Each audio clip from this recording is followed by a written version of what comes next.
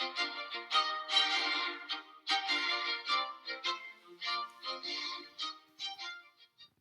guys and welcome. Hope everyone is doing well. What's going on here? Anyway, just thought I would wing it a little bit. Just as I stumbled across this website here, one of these buildings that took my eye was this guy.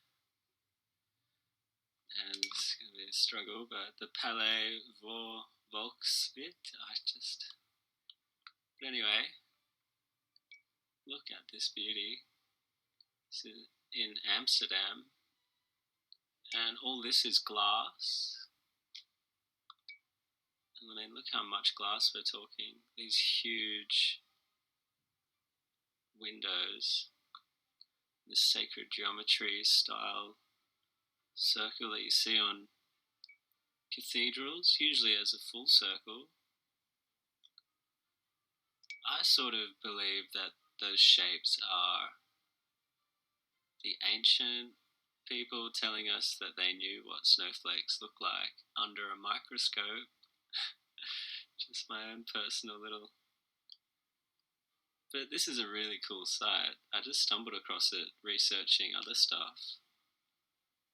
And it's buildings that have been destroyed, glorious buildings.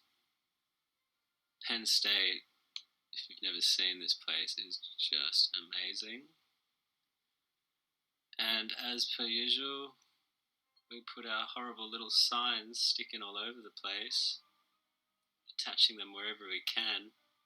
But look at this structure.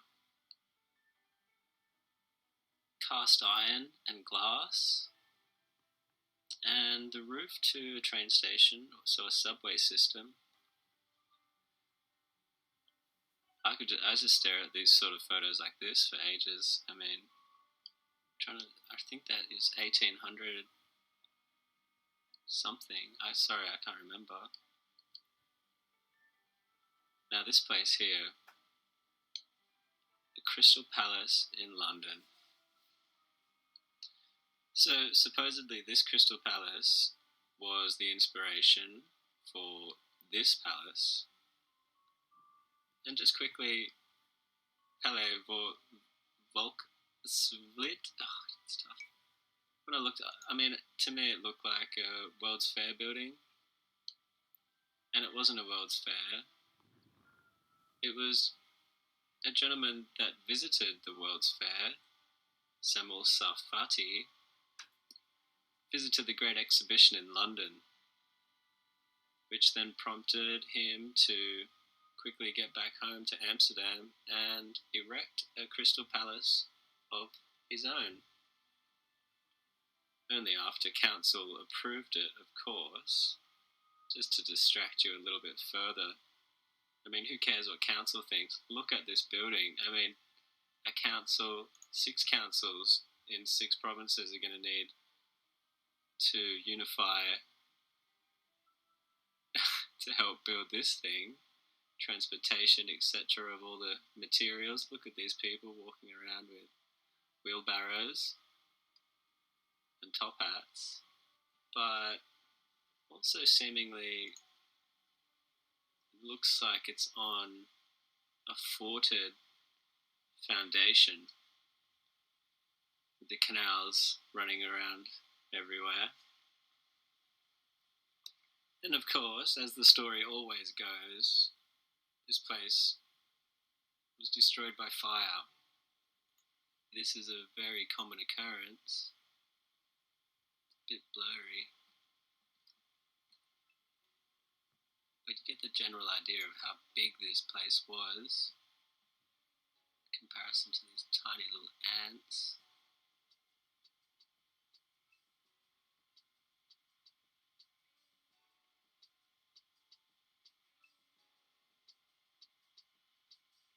Just huge.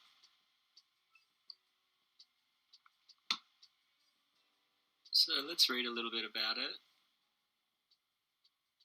So when this gentleman came back from London in 1853, he petitioned his council that his new palace be part of an extensive plan in expanding the city. So, as usual, drawing competition came about. The prize was offered for the building's design in 1856, but was not awarded to the contestant anyway. We've heard this before. Cass Gilbert, Louisiana World's Fair, or American Continent World's Fair architect champion of the world, who also was given a project to build in a drawing contest that he didn't enter. Lots of Tartarian influence buildings seem to hold an organ. I'm talking mainly about the cathedrals and such that, in my opinion, were not originally planned to be places of worship, singing hymns, holding hands. Maybe in a way that energy was absorbed in these ceremonies. I would believe that. With everyone talking about the antennae on these buildings being filled with red mercury, my belief in that has grown. So a fire destroyed the palace in the night of the 17th of April, 1929. Of course,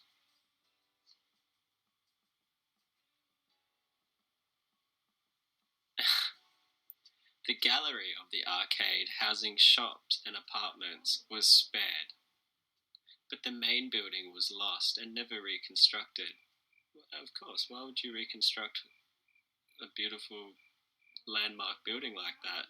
Just keep the apartments and the shops. And it made way in 1960 for a bank. So the new owners pissing on their territory. But that place just really caught my eye. And the reason why is just... So although, meaning, it says here, the Palais Volkslied, meaning Palace of Popular Diligence, which I didn't really buy. So that's all it says, but weirdly, here we go. Popular industry, and we know the Palace of Industry or the Palace of Mining, etc. is a term used at the World's Fairs. But back to this site. These awesome structures. This is what made me laugh. So I'm just going to read this. Built by Joseph Paxton for the Great Exhibition of 1851, often considered the first World's Fair. The Crystal Palace was one of the most masterful feats of engineering at the time. The 1,851-foot-long building was constructed with cast iron and sheet glass in 1851. But this made me laugh. But in 1936, this cast iron and sheet glass building caught fire and was destroyed. Oh my goodness. Because cast iron and glass is just so flammable. Here we have some remnants of the Louisiana World's Fair, one of my favorite places to visit, just to remind myself of how amazing these people really were. And I truly believe that very important ancient people walked these areas before we did.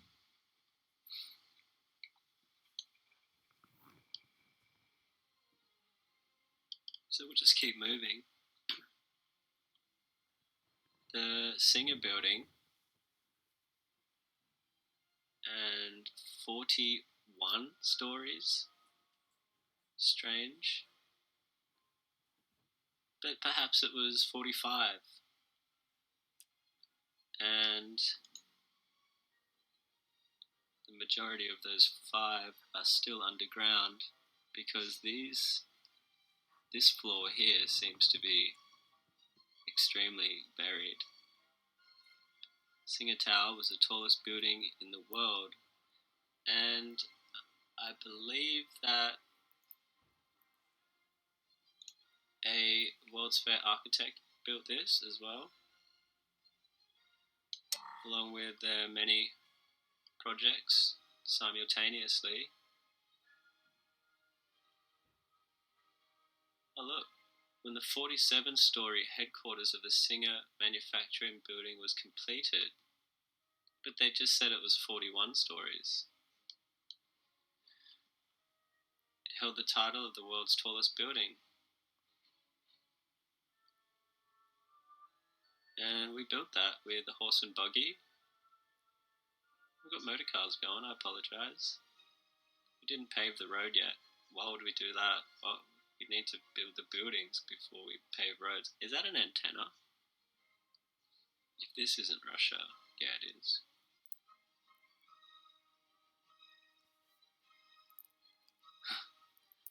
Archangel Michael built a house of worship for the needs of Russian military units. Here fellas, if you need to take a prayer, just drop in here. I'll just whip this up real quick. Look at the detail on these sort of buildings. It's a shame that it goes small when I click on it.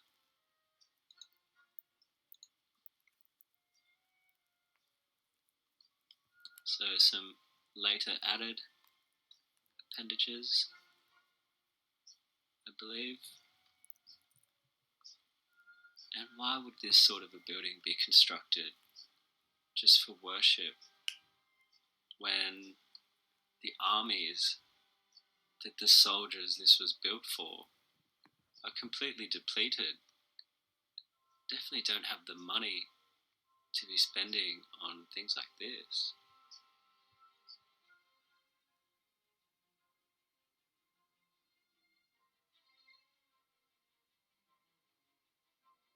I love these type of corner buildings. This one with Roman columns. So many floors, but huge first floor seems. 3,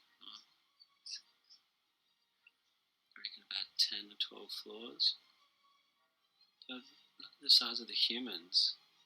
Each floor has a ginormous ceiling, and this building just sticking out like around it's the biggest building for a while. But look at the intricacy on the cornices, etc. And how stupid signs slapped on them.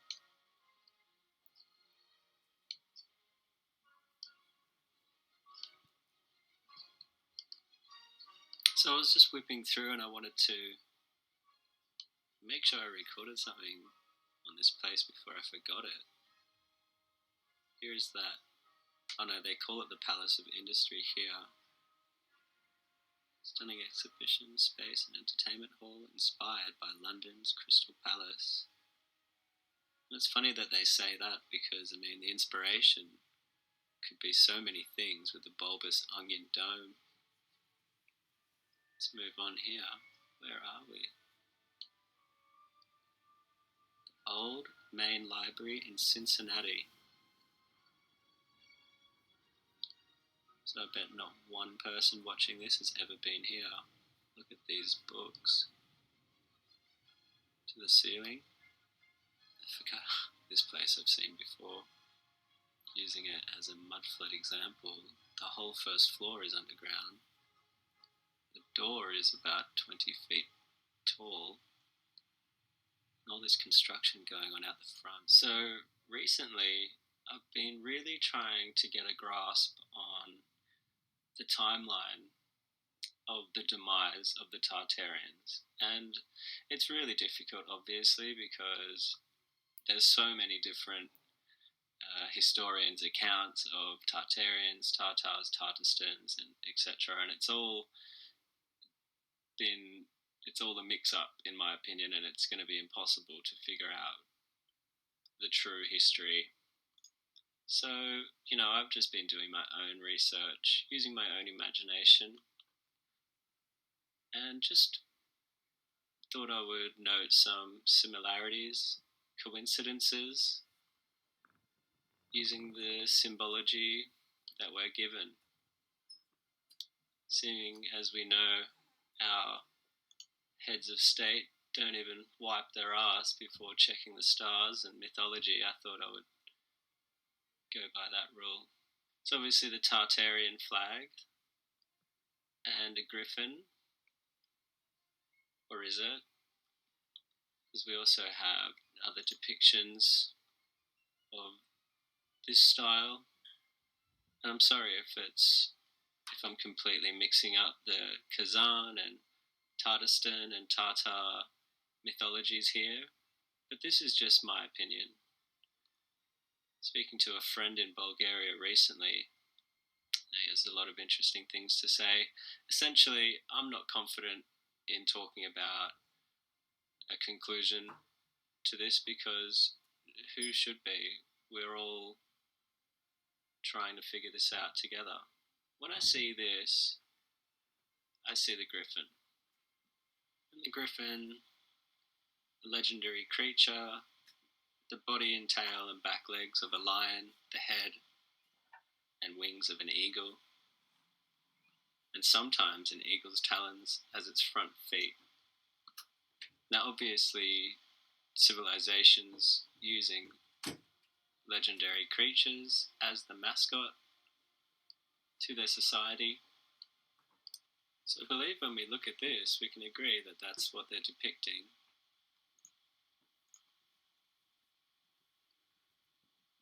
Clearly the feet of a bird. And is that it must be an eagle, but with a lizard tongue. Body of a lion. And here we see a different type, almost like a little dragon. And the Kazan timeline, they say. And perhaps closely related to the ancestors of the Tartarians.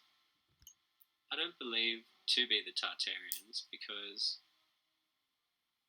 these are a people that we have no connection with, and obviously we've come after them, all of us, every different European nation as well. None of them hold the knowledge, but to say any European nation now is a direct descendant of Tartaria, to me is a bit rich. Now, when I look at this, I see this, the Zealand. It's a legendary creature with the head of a dragon, the body of a bird, the legs of a chicken, the tail of a snake, the ears of a canine, and red wings. Sharp teeth, dark grey feathers, and scaly dark grey skin. As you can see here, it has been the official symbol of Kazan. So that's interesting to me for one reason. A place of origin of the Tartarians, perhaps, Moscow, and the Moscow flag being St. George slaying a Zealand, which is a dragon, but it's also the symbology on the Kazan flag. So perhaps telling the story of the conquering of these people, the final remaining residues, and St. George, obviously a saint depicted in many different religious bases. He's a patriot saint of England. And something also interesting, the Tatarstan Russian flag, also with this winged creature, coat of arms. So the St. George story, obviously a myth and legend, they say, coming out of the Golden Legend book, written a millennia ago, 13th century. But obviously, symbology being very important to the people that run our world. And I find it very interesting that St. George killing this Zealand depicted over the ages so many different ways is that the people that attach themselves to this religion and this teaching are these the people that conquered the Tartarians and what we know today as modern society. I know that my country is run by the crown, so whatever story they have told us in our history is their story. Whether it's true or not, it's for us to find out. And I did find it very suspicious that the monarch uses the mascot of St. George killing the dragon on their Bentley even today. So anyway, thanks for hanging around, guys, if you have. Hope you found today a bit interesting. Leave a like if you've enjoyed it. Hope you have a good rest of your day or evening, and I'll catch you next time.